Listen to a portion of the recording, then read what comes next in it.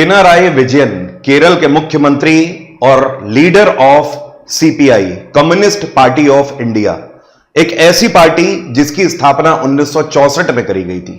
यह पार्टी जब बनाई गई थी तो इसका मेन उद्देश्य यह था कि यह भारत की सबसे बड़ी पार्टीज बनकर उभरे।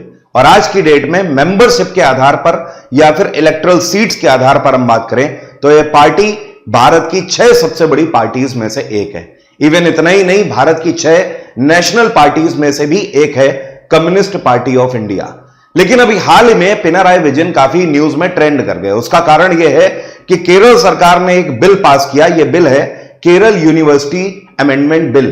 इस बिल के अंदर केरल सरकार ने यह कहा कि अब से केरल के अंदर किसी भी कॉलेज या यूनिवर्सिटी के कोई भी टीचर अगर प्रोटेस्ट करते हैं या वो किसी सरकार के खिलाफ बात कर रहे हैं तो अब वो राज्य सरकार के बारे में, मतलब स्टेट गवर्नमेंट के बारे में कुछ भी बयान देने से पहले उन्हें उसे रिव्यू कराना होगा सरकार से।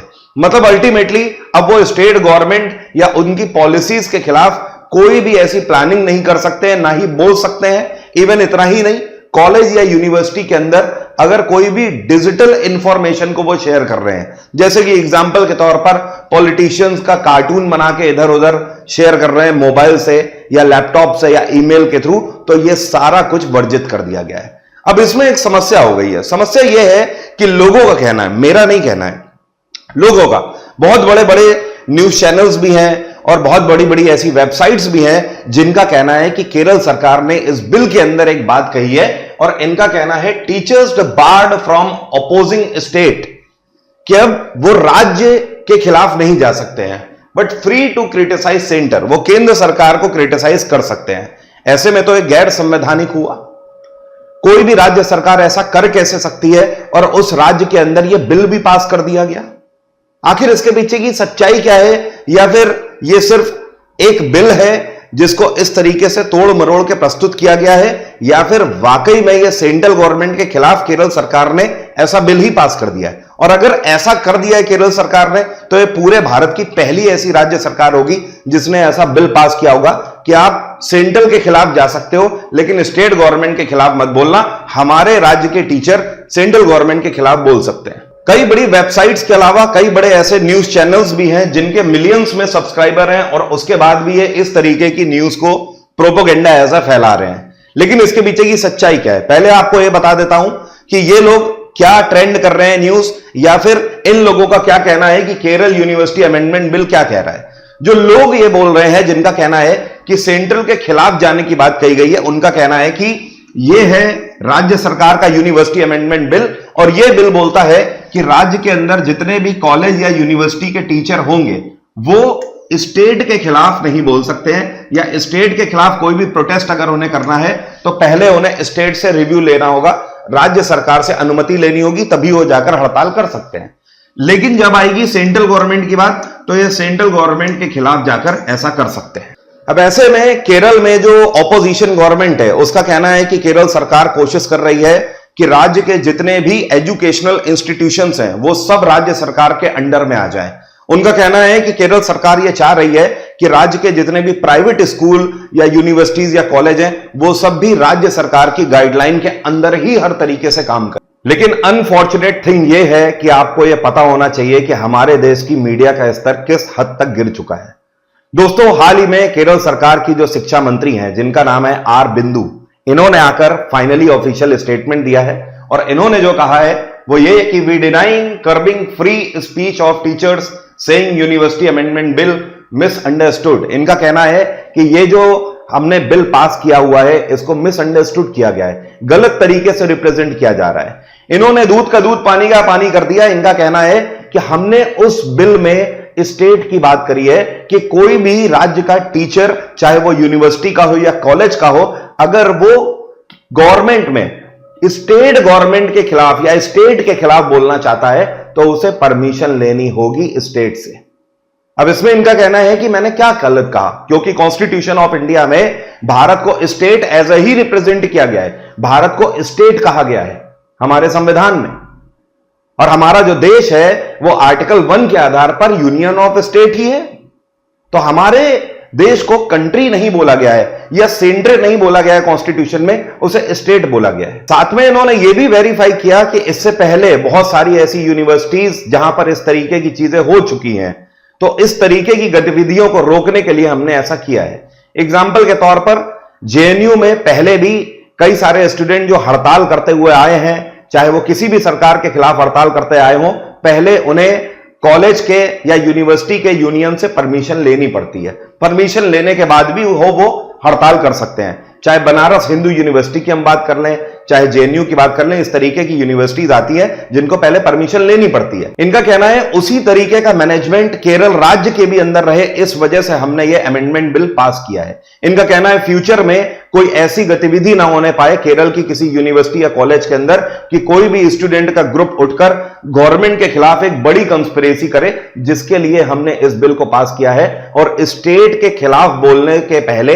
या स्टेट के खिलाफ हड़ताल करने से पहले प्रशासनिक तौर पर और स्टेट गवर्नमेंट से मंजूरी लेनी होगी। समस्या कोई बड़ी नहीं है, लेकिन हम एक सीधी बात को किस तरीके से मिसअंडरस्टूड कर देते हैं just because of our lack of knowledge, क्योंकि हमें उतनी पढ़ाई नहीं पता है, या हमने जब हमारा टाइम चल रहा था तो हमने इतनी अच्छे से पढ़ाई करी नहीं। अगर सारा कंफ्यूजन दूर करना है तो ज्यादा कुछ नहीं करना है। हमारे कॉन्स्टिट्यूशन का आर्टिकल 12 हमें बस उठाकर पढ़ लेना है।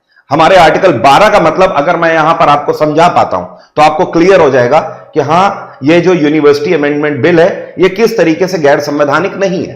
और अगर ये गैर संवैधानिक होता भी तो अभी तक सेंट्रल गवर्नमेंट की तरफ से इसके ऊपर एक्शन लिया जा चुका होता। तो चलिए आर्टिकल 12 को देखते हैं, ये क्या बोलता है, आपको समझ आ जाएगा।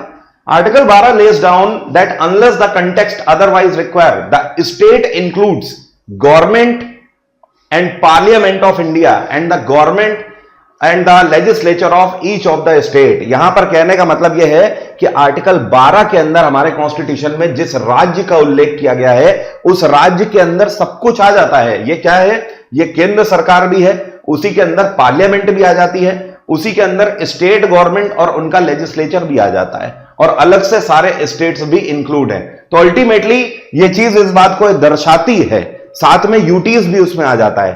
तो ये चीज ये बताती है कि जो बिल है जिसमें स्टेट वर्ड का यूज किया गया है वो पूरे भारत के लिए है, ना कि सिर्फ केरल राज्य के लिए है। इसको अलग से भी वेरीफाई किया गया है की स्तर पर, जैसे कि स्टेट में क्या क्या आ जाता है। गवर्नमेंट और पार्लियामेंट आ जाती है, इसके अलावा गवर्नमेंट एंड लेजिस्लेचर आ जाता है, हर एक राज्यों की अपनी विधानसभा आ जाती है, या अपनी आप बोल सकते हो विधानमंडल आ जाता है जिसमें सारे कानून बनते हैं राज्य के।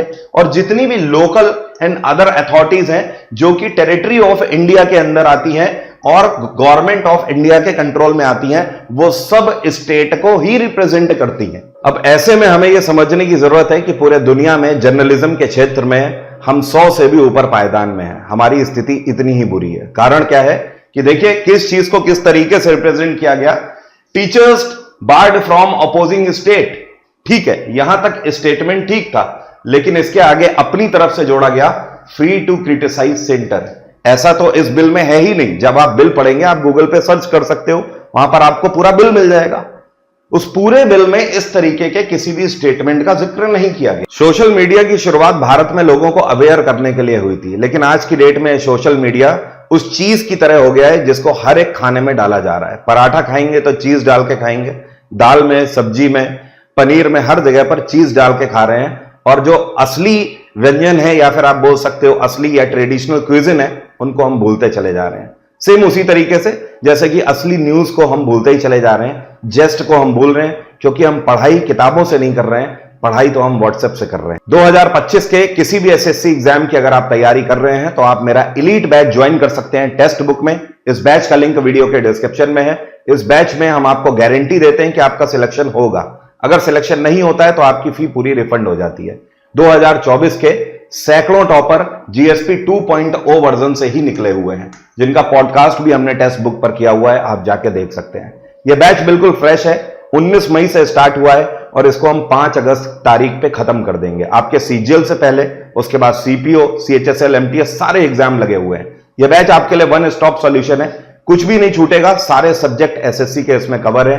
पीडीएफ और आपको तो पता ही है, मॉक टेस्ट हजारों हैं और मॉक टेस्ट का दूसरा नाम टेस्ट बुक ही है। मैक्सिमम डिस्काउंट अगर आपको चाहिए तो सुल्तान डिस्काउंट कोड लगा लीजिएगा, इस बैच का मैक्सिमम डिस्काउंट आपको मिल जाएगा। इस कोड की मदद से दूसरे और भी बैचेस आप टेक्स्ट बुक में मैक्सिमम डिस्काउंट पर प्राप्त कर सकते हैं।